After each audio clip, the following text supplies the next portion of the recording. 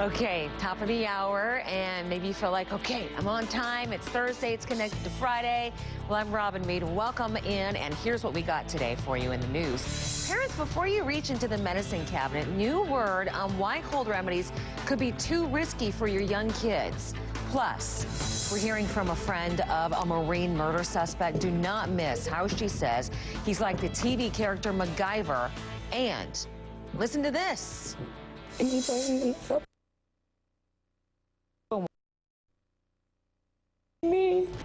This mom says that her husband took his loyalty for his football team a little too far.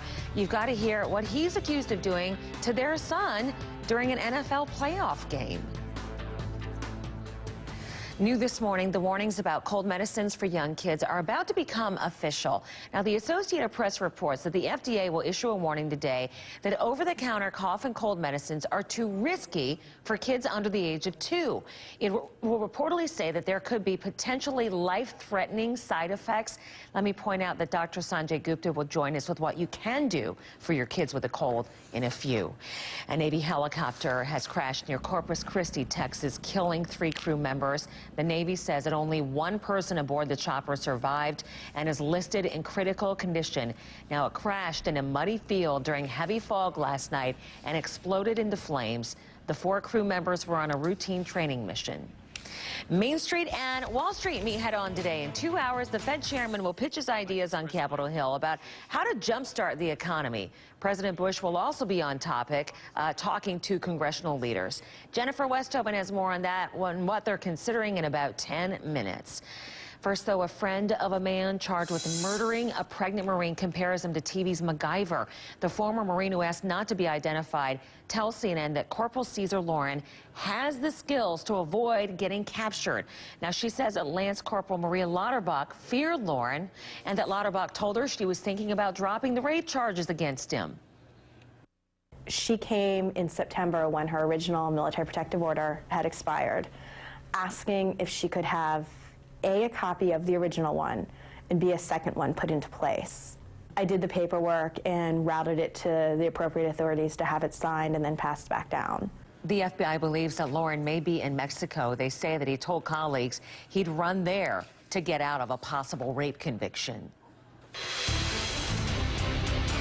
The next vote in the presidential race is 2 days away. It's going to happen in Nevada. Now, some polls say that it's a 3-way tie for the Democrats, so obviously every vote counts, which brings us to the importance of one Nevada group, the casino workers. And correspondent Richard Louie talks about a fight for them. Good morning. Good morning to you, Robin. This is the question right now that's being asked. When we take a look at the issue of the casino workers, could they have too much influence in choosing Nevada's Democratic nominee? Well, it all started when a group sued to stop caucuses in casinos.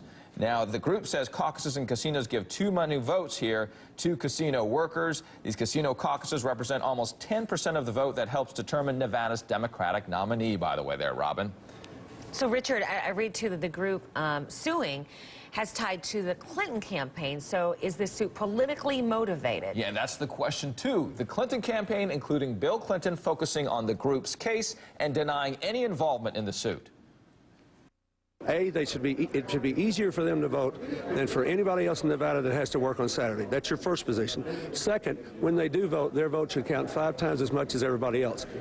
That's what the teachers have questioned. But the Obama campaign saying here, Robin, the suit to stop voting in casinos was brought just days after a culinary union decided to endorse him. Listen here, many of the union members, they work in those casinos. All right, Richard, thank you. Now, he's going to continue with his observations and new reports coming in about the elections. Maybe you have a question or a comment. Just go to CNN.com/Robin. Click on the area called Election Connection. O.J. Simpson posted bond and was released from a Las Vegas jail earlier this morning. He'd been there since Friday. He's accused of violating the terms of his bail by trying to contact a co-defendant in an alleged memorabilia heist. Now, the judge doubled Simpson's bail. And I don't know if it's just arrogance. I don't know if it's ignorance. But you've been locked up at the Clark County Detention Center since Friday because of either arrogance or ignorance or both. Well, the judge also demanded Simpson not be released until 15% of the bail was paid. Simpson and 2 others will be back in court April 7th for their kidnapping and armed robbery trial. There are new reports that Britney Spears has been shopping for a home pregnancy test. This video shot Monday night shows her going to a pharmacy in L.A. where she reportedly browsed through the pregnancy test. Now, that's the same day that a judge decided that her 2 sons would stay with her ex-husband, Kevin Federline, for now. This is Hall County, Georgia, north of Atlanta, and snow is not, well, it's not very common here, and it gets lots of attention when it happens. The southeast snow has caused a lot of